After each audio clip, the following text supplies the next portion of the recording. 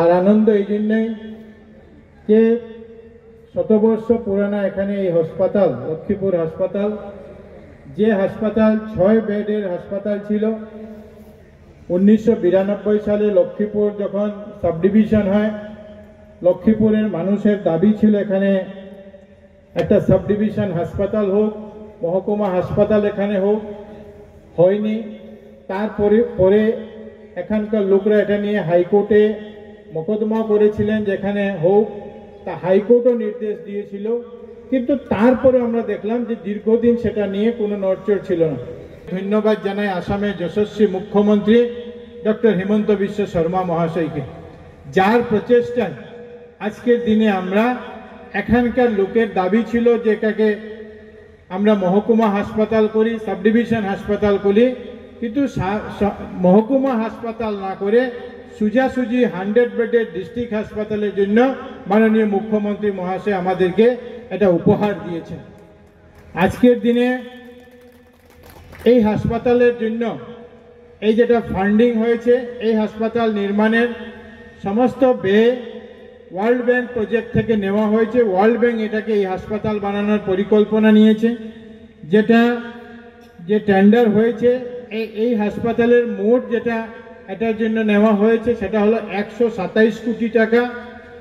127 কোটি টাকার মধ্যে 20 কোটি টাকা রাখা হয়েছে যে হসপিটাল বিল্ডিং কমপ্লিট হওয়ার পরে যে ইকুইপমেন্ট, যে মেশিনারি আসবে সেটার জন্য 20 কোটি টাকা রাখা হয়েছে। আর 107 কোটি টাকার কাজের বরাত SBM কমার্শিয়াল প্রাইভেট লিমিটেড ওনাদেরকে দেওয়া হয়েছে। আর ওনাদেরকে যে সময়সীমা দেওয়া হয়েছে সেই সময়সীমা হলো যে 2026 সালের আগস্ট মাসের 29 তারিখের মধ্যে তারা যাতে সম্পূর্ণ করেন। আমি কন্ট্রাক্টরের সঙ্গে আলাপ আলোচনা করেছি, উনি আমাকে বলেছেন যে আমরা 2 বছরের সময় আমাদেরকে দেওয়া হয়েছে। যেদিন থেকে তারা ওয়ার্ক অর্ডার পেয়েছিলেন, তারা আগস্ট মাসে ওয়ার্ক অর্ডার পেয়েছিলেন, সেখান থেকে সেটা 2 বছর হিসাব হয়। তো উনি আমাকে কথা দিয়েছেন যে আমরা 2 বছর লাগবে না, 2 বছরের আগে 2026-এর যে অগস্ট মাসে যে সময় আছে তার আগে আমরা হাসপাতাল করে আমরা যাতে জনগণের উদ্দেশ্যে সেটাকে দিয়ে দিতে পারি সেই চেষ্টা আমরা করব। এই জন্য আজকের এই দিনে আপনাদেরকে এটা জানাতে অত্যন্ত আনন্দ লাগে যে এই হাসপাতাল জেলা শাসক মহাশয় বলেছেন যে শিলচর মেডিকেল কলেজের পর এই হাসপাতালের স্থান থাকবে। আর এটার জন্য 107 কোটি টাকার যে সিভিল কনস্ট্রাকশন হবে, এটা বেসমেন্ট একটা হবে, বেসমেন্টের পরে গ্রাউন্ড ফ্লোর হবে, আর গ্রাউন্ড ফ্লোরের পরে আরও 6টা ফ্লোর হবে, মানে বেসমেন্ট প্লাস G+6 টোটাল যদি আমরা ধরি 8 তলার বিল্ডিং হবে। আর মোট যে বিল্ডিং হবে সেটা হবে 1,86,000 স্কোয়ার ফুটের টোটাল কনস্ট্রাকশন, যেটা সেই কনস্ট্রাকশন এখানে হবে। আর যেটার মধ্যে এখানে mother and child care unit যেরকম থাকবে বলা হয়েছে, এখানে বার্ন ইউনিট থাকবে, তিনটা ওটি থাকবে, এখানে যতগুলি মডার্ন টেকনোলজি আছে সব থাকবে, অক্সিজেন প্ল্যান্ট থাকবে, ট্রমা সেন্টার থাকবে এবং সঙ্গে সঙ্গে ডায়ালিসিস সেন্টারও এখানে থাকবে, যাতে যে আধুনিক চিকিৎসা যেটাকে বলা হয় সেই সমস্ত আধুনিক চিকিৎসা যাতে আমরা এই হাসপাতাল থেকে পেতে পারি। এই জন্য আমি মনে করি এটা লক্ষ্মীপুরবাসীর জন্য আমাদের মাননীয় মুখ্যমন্ত্রী মহাশয়ের একটা বিশাল উপহার উনি আমাদেরকে দিয়েছেন। আর আমরা ভগবানের কাছে আশীর্বাদ চাইব যে আমাদের এই লক্ষ্মীপুরে অনেক সময় আমরা দেখি যে কাজগুলো আটকে পড়ে যায়, কিন্তু আমরা যাতে আপনাদের সবার আশীর্বাদে, ভগবানের আশীর্বাদে এই সঠিক সময়ের মধ্যে যাতে আমরা এই কাজকে সম্পূর্ণ করে দিতে পারি, এই চেষ্টা আমাদের তরফ থেকেও থাকবে।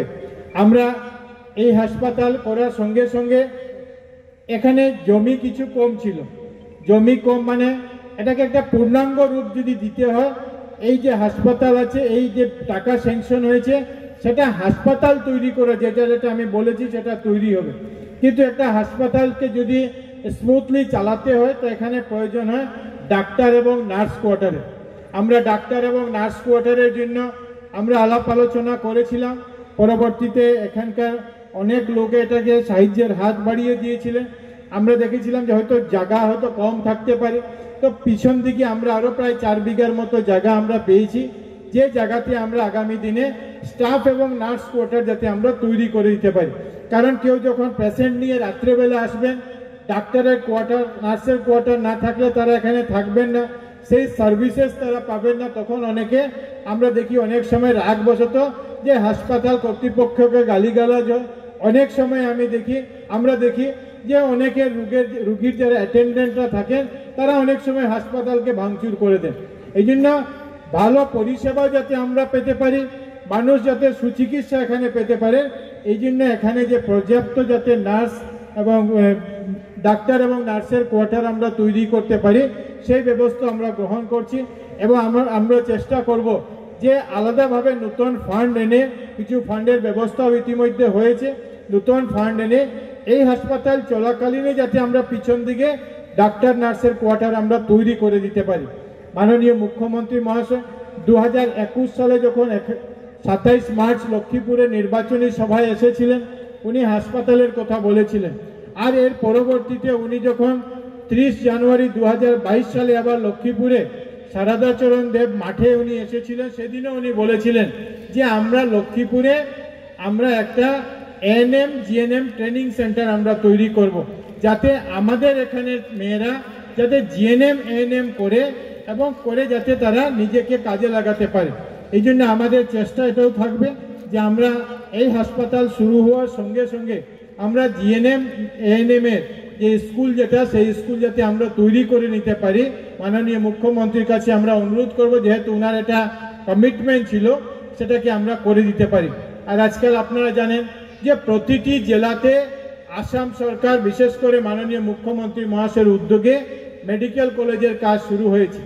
আজকে শিলচর মেডিকেল কলেজ 66-67-এ হয়েছিল, 69 থেকে সম্ভবত অপারেশন স্টার্ট হয়েছিল। পরবর্তীতে আমরা দেখলাম করিমগঞ্জ মেডিকেল কলেজ একটা হয়েছে, কাজ শুরু হয়েছে।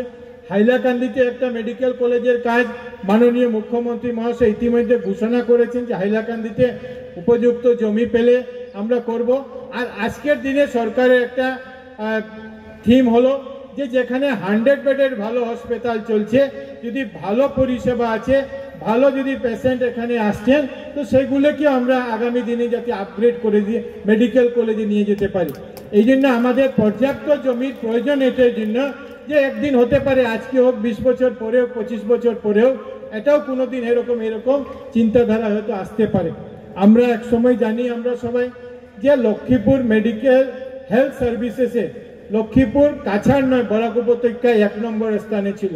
আপনাদের জানা আছে, আমি লক্ষ্মীপুরে নতুন, আমার চেয়ে আপনারা ভালো জানেন যে এক সময় আলিপুর হাসপাতাল বলুন, এক সময় লাবক হাসপাতাল বলুন, যে হাসপাতালগুলিতে বরাক উপত্যকার বিভিন্ন জায়গা থেকে লোকরা এখানে আসতেন, এখানে এসে তাদের যে ট্রিটমেন্ট করতেন। লাবক হসপিটালের ব্যাপারে আমরা জানি যে প্রায় 1900 কাছাকাছি 1897-98-এ ডক্টর রোনাল্ড রোজ নামে একজন ব্রিটিশ ডক্টর এখানে ছিলেন, যিনি ম্যালেরিয়ার রিসার্চ, ইনিশিয়াল রিসার্চ এই হাসপাতালে করেছিলেন এবং পরবর্তীতে উনি ম্যালেরিয়ার উপর নোবেল প্রাইজও পেয়েছিলেন। তো এই হাসপাতাল সেই পর্যায়ের একসময় হাসপাতাল ছিল। লাবক হাসপাতাল আমরা জানি ডক্টর কেনোয়ার থেকে শুরু করে একটা সময় খুব ভালো ইনফ্রাস্ট্রাকচার ছিল, কিন্তু পরবর্তীতে আমরা আমাদের যে পরিকাঠামো, আমাদের যে ইনফ্রাস্ট্রাকচার, সময়ের সঙ্গে আমরা এগোতে পারিনি। আর পরবর্তীতে বিভিন্ন জায়গাতে মেডিকেল কলেজ, সিভিল হাসপাতাল হয় আর আমরা পিছিয়ে যাই। অন্তত আমি আশা করি এই হাসপাতাল হওয়ার পরে আমরা সেই যে আমাদের আগের যে পরিষেবা ছিল, সেই পরিষেবাগুলি আমরা মডার্ন পরিষেবা আমরা আমাদের এই এলাকার মানুষকে আমরা দিতে পারবো। এবং আমি আশা করি এটা এরকম একটা হসপিটাল হবে যেটা শুধু লক্ষ্মীপুরের জন্য হবে না, কাছাড়ের বিভিন্ন জায়গার মানুষ এখানে এসে নিজের স্বাস্থ্য পরিষেবা এখান থেকে গ্রহণ করতে পারেন। আমরা 1 তারিখে 1 মার্চ 2024 সালে ভূমি পূজন করেছি, আমরা শিলান্যাস, ভার্চুয়াল শিলান্যাস মাননীয় মুখ্যমন্ত্রী মহাশয় করেছিলেন। আর আজকে আমরা এটা ভূমি পূজন করলাম, আর আজকে থেকে এটার যে কাজ, যেটা আনুষ্ঠানিকভাবে যে কাজ, সেই কাজ শুরু হবে।